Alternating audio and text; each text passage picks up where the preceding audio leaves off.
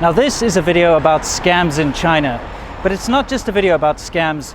You can think of it as a survival guide, because I'm going to be going through all of the scams that you would most probably encounter from the moment you step off the plane landing in China all the way through sort of daily life, and even if you live here.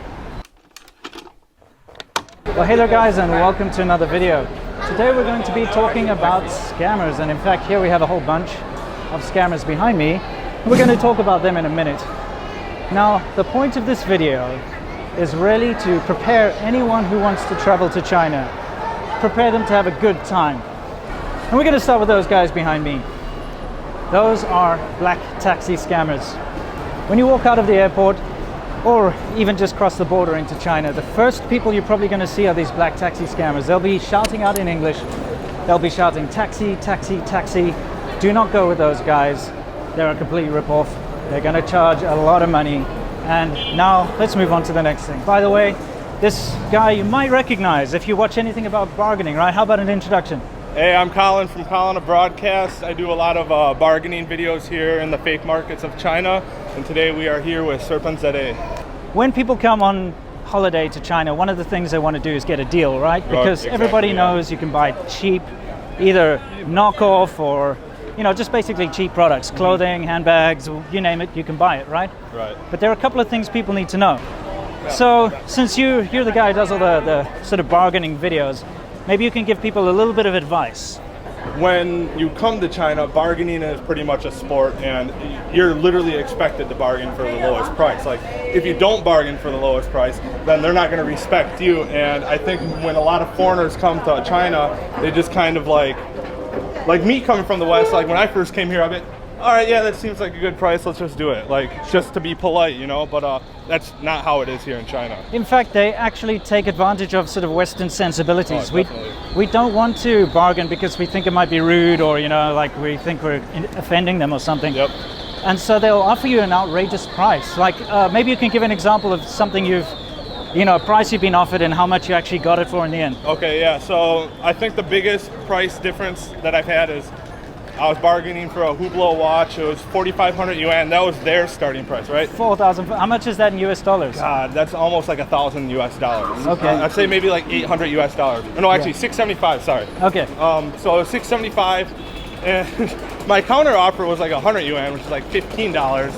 And it's like, that's such a huge difference. But the thing is, like, they don't get offended by that because that's like expected. So the ultimate price, I still think I paid a little too much. It was like $300, which is like 300 RMB. Yeah, 300 RMB, yeah, which is like $50. So okay, so it went down from 675 down to 50. Right. And you could have definitely gone lower, I'm sure. Probably, yeah. I mean, that's something you have to realize, is that the people are not going to sell something unless they're making a profit, right? Yep. They're not going to let it go if they're not making a profit. So you're not ripping them off.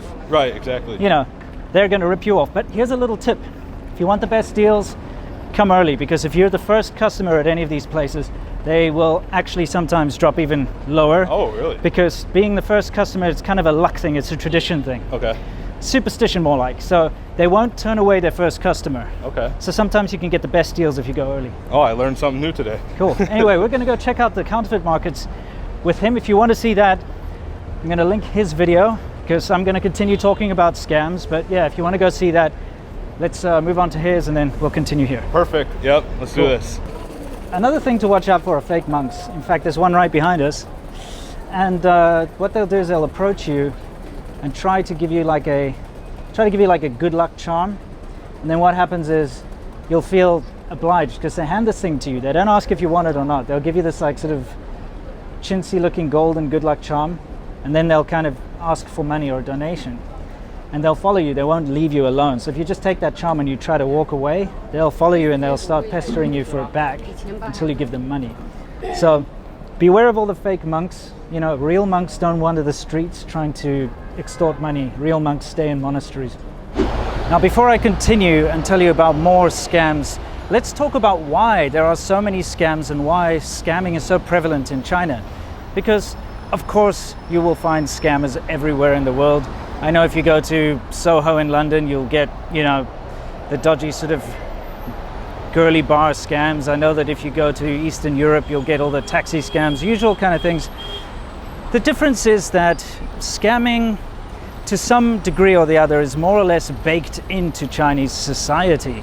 And I'm not trying to sound mean or weird, it's just part of the mentality here.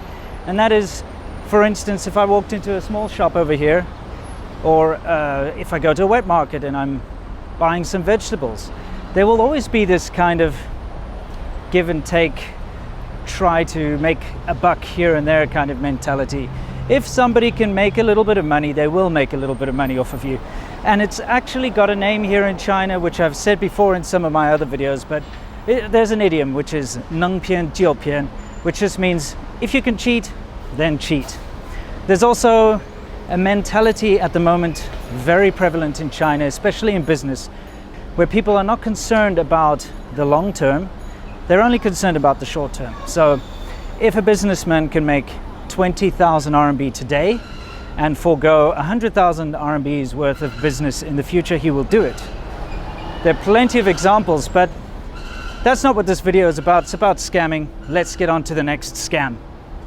Now, the next scam should be easy to avoid if you have a healthy dose of common sense. But a subscriber of mine fell for this 2 weeks ago. He met up with me and he told me his story. So I thought I'd relate it to you just in case.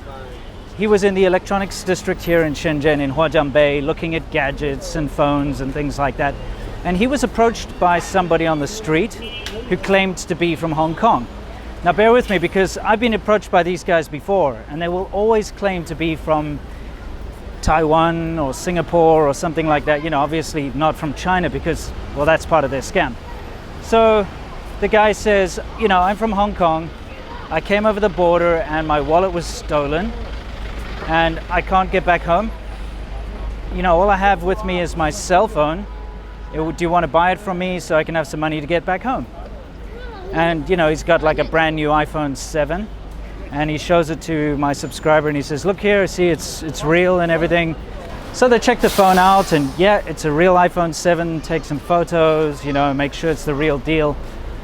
And so the guy hands over the money, you know, a couple of thousand RMB. And then the seller used some sort of sleight of hand, and when he gave him like the box, there was actually a fake iPhone inside of it. So he spent a couple of thousand RMB for a phone that's worth about 150 RMB, which is, I know I've got a smile on my face because it's quite silly, but you know, that could be quite a blow, especially if you don't have a lot of money. So this is actually fairly common. If anyone tries to sell you anything on the street, you should probably think twice, because, you know, if it's not a scam, it's probably stolen anyway. So up till now, you're probably thinking that in China, scams only affect foreigners, but this is absolutely not the truth. Local people get scammed just as much, if not more, than foreigners. The only difference being that because you're a foreigner, people in China think that you're rich. They think you've got money. And of course, the language barrier makes it so much easier for them to scam you, especially since you won't be able to talk to the police, because the police in China cannot speak English. It's just a fact. It's incredibly rare to find a policewoman or a policeman who can actually speak English. And even if they do, you know, the criminal or the scammer, because they're Chinese, they know the society here, they know how things work, and they will always be able to turn things in their favor. So, in other words, you pretty much have no chance up against a scammer if you can't speak Chinese here in China. Anyway, back to the point. Chinese people get scammed, and a Chinese subscriber of mine told me a story a week ago that happened to him. And this is something that can affect, you know, both Chinese and foreigners alike. And it's got to do with dating, right? Now, it's become very, very popular lately to use dating apps.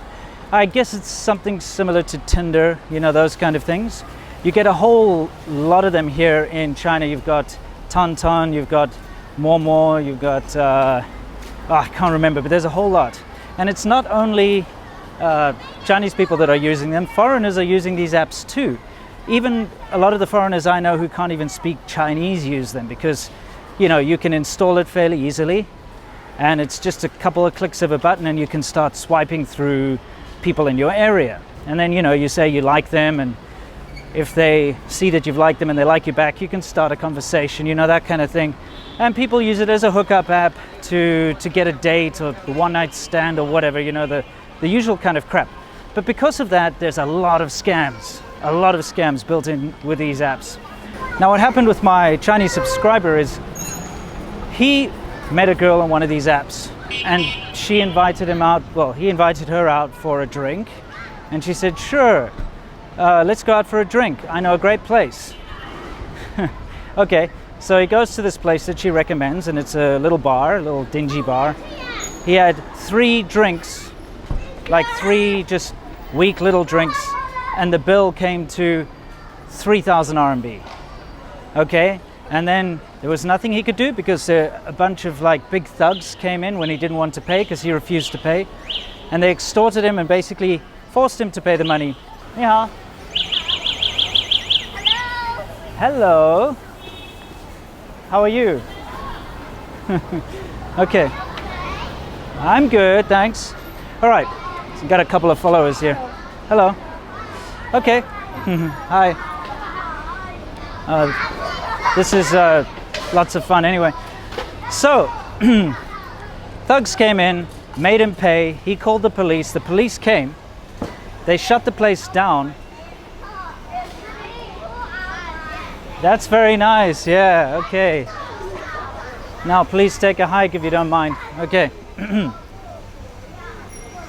So anyway, the guy was extorted. The thugs wouldn't let him leave until he paid. So he ended up paying the 3,000 RMB, and he went straight to the police. And then the police went with him. He took the police to the little bar, and the police shut it down and, you know, assured him that they would investigate it and sort it all out. So yeah, the bar got shut down, and then he just kept calling the police to find out what had happened, and they kind of just ignored him. And he went back a few days later, and the place was open again. And this is because usually the scammers are in cahoots with the local police. I mean, how else can an establishment like a tea house or a bar or something continue to run if they keep getting complaints that they're scamming people, right? It's because they know the local police, because they've got what they call guanxi, or connections. So he didn't get his 3,000 back. The bar opened up again, and there was nothing he could do about it. Now, the next scam I'm going to talk about is probably the most well-known scam. And if you've watched my videos before, you should be familiar with it.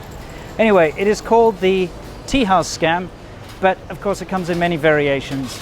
The gist of this scam is that you will be approached, usually by attractive young women. If you're a man, look, women are not immune to this scam either, because people will still approach women, you know, so young women will approach young women and try to befriend them. Now, these scams are typically found in Beijing and Shanghai. That's where you'll find them the most. Anywhere on Nanjing Road, you know, Nanjing Lu in Shanghai, which is this very popular sort of touristy shopping area, you will be approached. In Beijing, you will be approached anywhere near Tiananmen Square, you know, the Forbidden City. Excuse me, I'm walking over puddles of, you know, anyway. You know, you'll be approached in Wangfujing, any of the tourist areas, by usually not one, but 2 young women, or, you know, it can be men too, but it's usually younger students type, okay, and they can speak English. And what they'll try and do is they will try to invite you to go for tea, go for coffee, go for a drink, go to see their art gallery. Doesn't matter, there's all sorts of nonsense that they will try and entice you with. And then you say, sure, why not? You know, you're a tourist, and they're like, hey, we're tourists too, and we'd like to go and try out this tea ceremony. We know this place where they sell, you know, traditional Chinese tea, that kind of nonsense. And you're like, okay, well, you know, I'm a tourist, that's exactly the kind of thing I'm looking for. Why not? And if you follow them, they'll take you to, like, usually a ratty little tea house which belongs to their friend. And then what you'll do is you'll sit down and drink some tea, and then you'll be presented with an outrageous bill for thousands of RMB. And I've heard people get bills of up to like 30,000 RMB, because they try to like sniff out how rich you are through their conversations, and then, you know, they'll try to kind of relay the information. So, you know, you can get a bill presented that's like 1,000 RMB all the way up to like 30,000 RMB, just stupid prices, and you would have only drank like a cup of tea and maybe had like a plate of fruit or something stupid. And it's just one of those things where you have to be careful. if someone comes to you and it doesn't matter who they are, if they start asking you questions like, how long have you been here? I mean, that's their gauge, because if they see you've only been here for a day or a couple of days, they know you're an easy target. You know, that's the first thing they will ask you. Then they ask you where you're from. And you'll notice I did a Beijing scams video, and everyone that was trying to scam me with these scams, they would always say that they were from Xi'an because of the terracotta warriors. So they have something they can talk about, you know, something that foreigners know about. So basically, anyone approaches you and wants to take you somewhere, there's a very easy way to avoid a scam. If you agree to have a drink with them or have a meal with them or whatever, you choose the destination, you choose the place. Choose a Starbucks, choose a restaurant nearby that you've already been to. You know, you're the one who has to choose the place, because if you let them choose the place, you can be guaranteed that they're going to lead you into a trap. All right, let's move on to the next scam. The next scam we're going to talk about is something that you will probably only come across if you take part in a tour group. So this also happens usually in Beijing, Shanghai, places like that. For instance, if you want to get like an all-included package tour and you get on a bus and they take you from place to place, you get a lot of these sort of almost forced shopping things where, you know, the tour guide will get kickbacks from shops. So they'll take you to see a site for a short while, then they'll take you to a shop and kind of force you to mill around the shop for a while and hopefully buy something. But the jade and pearls scam is quite well known and quite aggressive. And what will happen is, usually you'll kind of get locked in a place and they'll come up with some other story as to why you should buy their jade. They'll bring someone in and then the person will be like, hey, this is some really expensive special jade and, you know, I really like you, or I have a good feeling that if I give you a good price on this, then you will be good for my business in the future. Or there's all sorts of stupid excuses that they make up in order to kind of make you think you're getting a good deal. The gist of this is that you're going to be paying a lot of money for worthless jade and worthless pearls. So if you're ever in a situation where it seems like you've been taken to some kind of posh jade or pearl reseller and they're trying to give you this unbelievably good deal, you know it's a scam, it's well documented, just avoid it.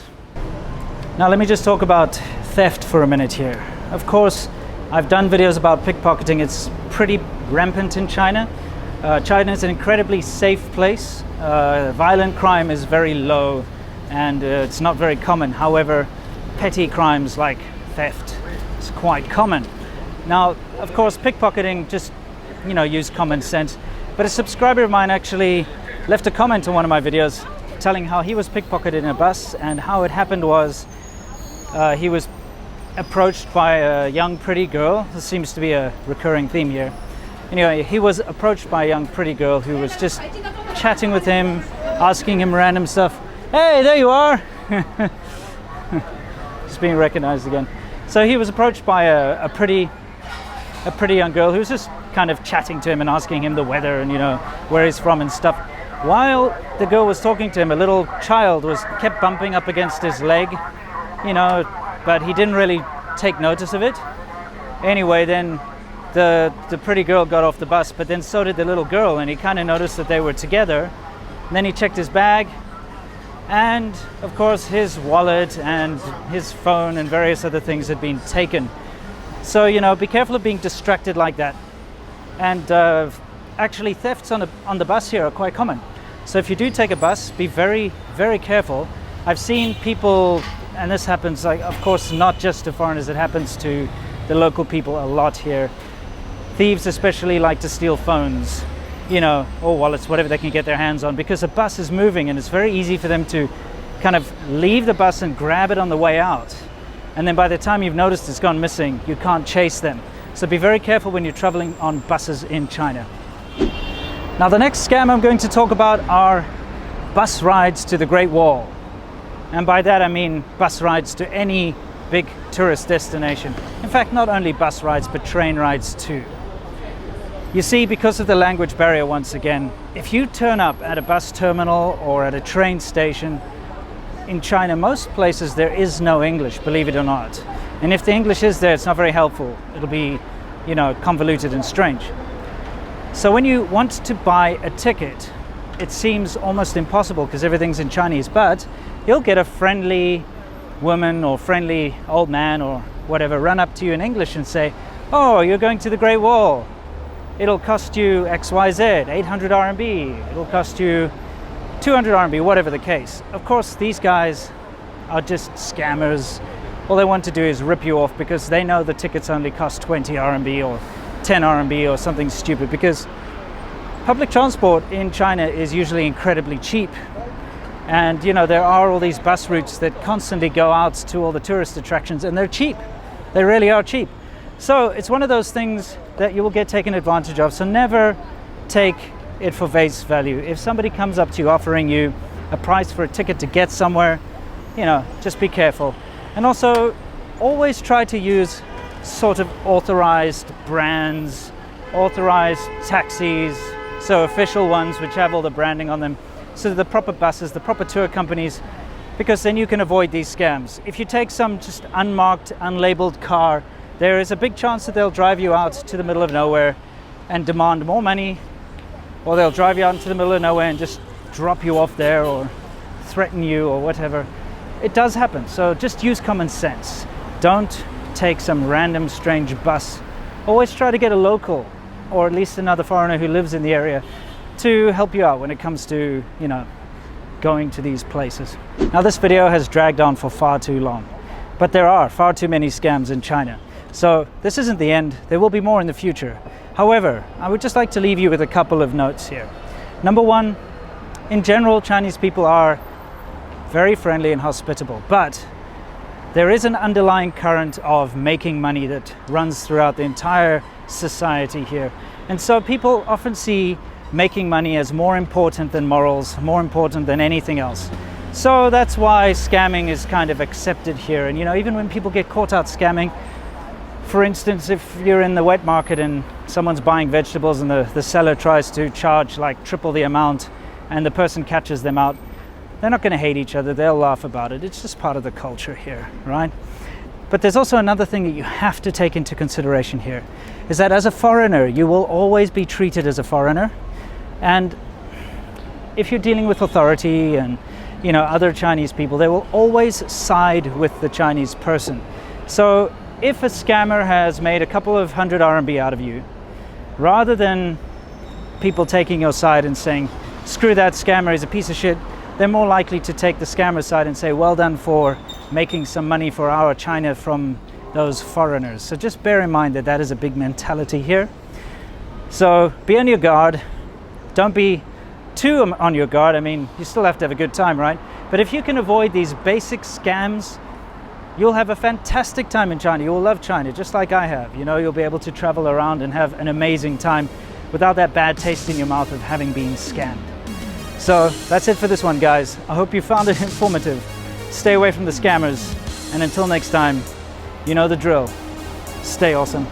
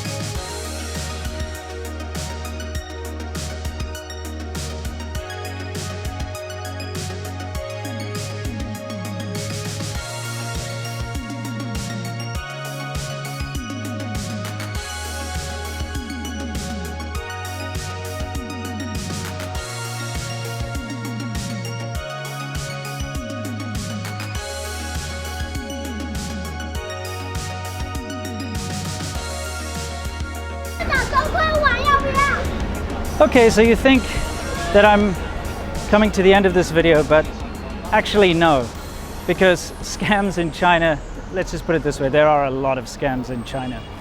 What I'm going to do is I'm going to talk about something which I guess is not technically a scam, but it is theft. So this has happened to me a couple of times. One time I went to do a demo class, this is a long time ago, for an English training center. and they asked me to do a demo class, and if I did a good job, then they would offer me a job type thing. You know, it's kind of like an interview. So I did it, and afterwards they asked me to take a photo with all the kids in the class together, which I did. Great, no problem. I didn't get the job, but walking past the training center like a couple of months later, I noticed a massive billboard with me on the billboard with all the children, you know, because they used that photo for their advertising, which is really frustrating. Now, this doesn't really bother me, but I know it would bother some people. So I'm at work and I'm just getting ready to teach a lesson about mixed marriages. Now, you can imagine my surprise when I heard Winston's voice in the classroom beside me. What had happened is my student had clicked on a video that was in the curriculum folder here on the computer, and the school has actually stolen one of Winston's videos about mixed marriages that he made years ago and made it a part of their curriculum. Right. Hello everybody, I'd like to introduce you to an old acquaintance and friend of mine. Hello. Okay guys, this is a very impromptu Chinese girls dating foreigners video. So what they've done is they've downloaded my YouTube videos and made it as part of their curriculum. So all of their teachers are being given this curriculum, and they're, you know, making money off of my videos, which is annoying. But it just shows you again the kind of double standard when it comes to intellectual property here. It's very difficult to enforce, and in fact it's not really enforced. Piracy is still a massive thing here. Copyright infringement is still a massive thing here. And if you live here anyway like me, it can, I suppose, affect you. It's not going to affect you in a big way though, so I wouldn't really put it down as a very worrisome scam. It's just something to be aware of, that if you're getting your photo taken by a company, or if you're being filmed in any way, that your picture, your video could end up being used by some random company to advertise their products or to make money from, kind of like that training center. Shame on you, by the way. And that is the tea house scam, which is also, hello. Hello. Yeah, what you on about? What am I on about? Yeah. Nothing, I'm just watching you film your YouTube videos. Oh, good. So you recognize me then?